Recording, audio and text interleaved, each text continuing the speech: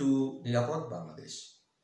Please subscribe, share, bell, like and comment. I am MD sorifisdraj. My email ID is sharifisdraj@gmail.com. If you need, please mail to me.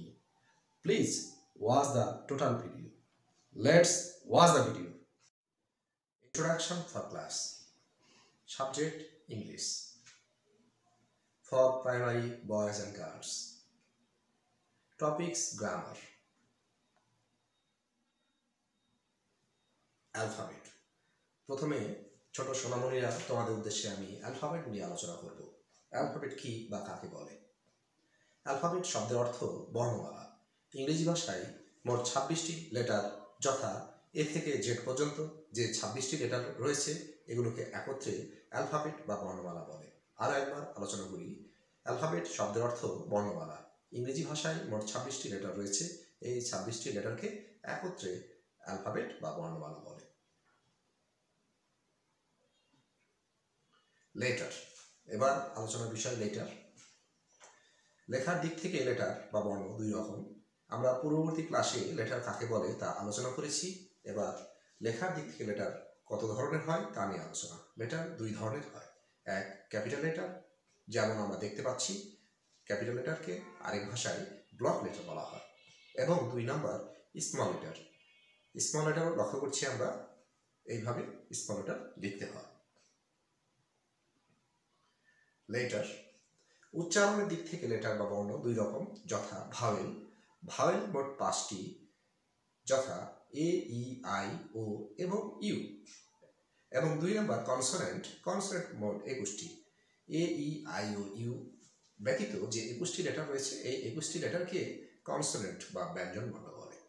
আরেকবার শুনে নিই আমরা। উচ্চারণের দিক থেকে লেটারকে দুই ভাগে ভাগ করা হয়। এক ভাওয়েল এবং দুই কনসোনেন্ট। ভাওয়েল। ভাওয়েল কাকে বলে এই নিয়ে আলোচনা করব। যে বর্ণ উচ্চারণ করার জন্য অন্য বর্ণের সাহায্য লাগে না, নিজে নিজেই উচ্চারণ হতে পারে বা উচ্চারিত হতে পারে তাকে ভাওয়েল বা স্বরবর্ণ বলে। ইংরেজিতে যে 5টি ভাওয়েল রয়েছে তা আমরা আগে আলোচনা করলাম। কনসোনেন্ট।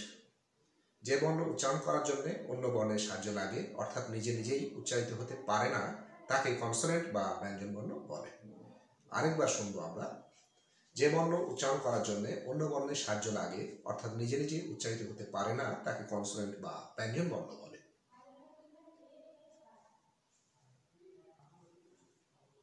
নাম্বার। এবার আলোচনার বিষয় নাম্বার। নাউন বা প্রোনাউনের সংখ্যাকে নাম্বার বা বচন বলে। নাম্বার দুই প্রকার যথা এক, সিঙ্গুলার নাম্বার, দুই, প্লুরাল নাম্বার। আরেকবার শুনি। নাউন বা প্রোনাউনের সংখ্যাকে নাম্বার বা বচন বলে। নাম্বার দুই প্রকার যথা এক, সিঙ্গুলার নাম্বার, দুই, প্লুরাল নাম্বার। এবার আলোচনার বিষয় সিঙ্গুলার নাম্বার। যে ওয়ার্ড বা শব্দ দ্বারা একটি মাত্র ব্যক্তি, বস্তু বা স্থানকে বোঝায় তাকে সিঙ্গুলার নাম্বার বলে বা একবচন বলে। যেমন আই, নাফিস, ঢাকা, পেন ইত্যাদি। আরেকবার শুনবো। যে ওয়ার্ড বা শব্দ দ্বারা একটি মাত্র ব্যক্তি, বস্তু বা স্থানকে বোঝায় তাকে সিঙ্গুলার নাম্বার বা একবচন বলে। যেমন I, Nafis, Dhaka, pen etcetera. Plural number. যে ওয়ার্ড বা শব্দ দ্বারা একের অধিক ব্যক্তি, বস্তু বা স্থানকে বোঝায় তাকে প্লুরাল নাম্বার বা বহুবচন বলে। যেমন we, they, pens, the boys etcetera. আরেকবার শুনবো। যে ওয়ার্ড বা শব্দ দ্বারা একের অধিক ব্যক্তি, বস্তু বা স্থানকে বোঝায় তাকে প্লুরাল নাম্বার বা বহুবচন বলে। Thanks all my boys and girls. সবাইকে আমার ক্লাস নিয়মিত এবং মনোযোগ সহকারে দেখার জন্য অনুরোধ করছি। সোনামণিরা, তোমরা যদি নিয়মিত ক্লাসগুলো দেখো তাহলে অবশ্যই উপকৃত হবে, যেহেতু এখন ক্লাস প্রাইভেট এবং স্কুল বন্ধ রয়েছে। এবং তোমরা আমার চ্যানেলটি সাবস্ক্রাইব করবে এবং বন্ধু বান্ধবের সাথে এই ক্লাসগুলো নিয়ে শেয়ার করবে, তাহলে অবশ্যই উপকৃত হবে। আল্লাহ তাআলা তোমাদের সবার ভালো করুক। সবাই ভালো থাকুক। আল্লাহ হাফেজ।